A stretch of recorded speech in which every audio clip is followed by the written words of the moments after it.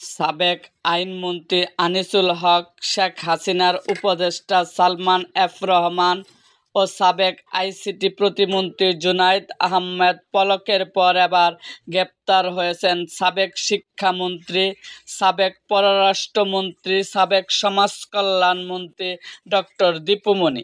রাজধানীর বারিধারা ডিওএইচএস এলাকায় এক আত্মীয়ের বাসা থেকে সোমবার সন্ধ্যায় তাকে গ্রেপ্তার করা হয়।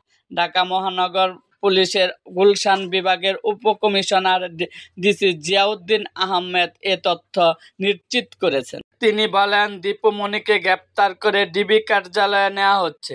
তাকে কোন মামলায় তাকে গ্রেপ্তার করা হয়েছে জানতে চাইলে এ বিষয়ে পরে জানানো হবে বলে জানান পুলিশের এই কর্মকর্তা। দীপু মনি 2008 সাল থেকে তিনি চাঁদপুর 3 আসনের সংসদ সদস্য হিসাবে দায়িত্ব পালন করেছেন। এছাড়া 2009 থেকে 2013 সাল পর্যন্ত বাংলাদেশের পররাষ্ট্রমন্ত্রী ছিলেন আর 2019 সাল থেকে শিক্ষামন্ত্রী এবং সমাজকল্যাণমন্ত্রীর দায়িত্ব পালন করেন।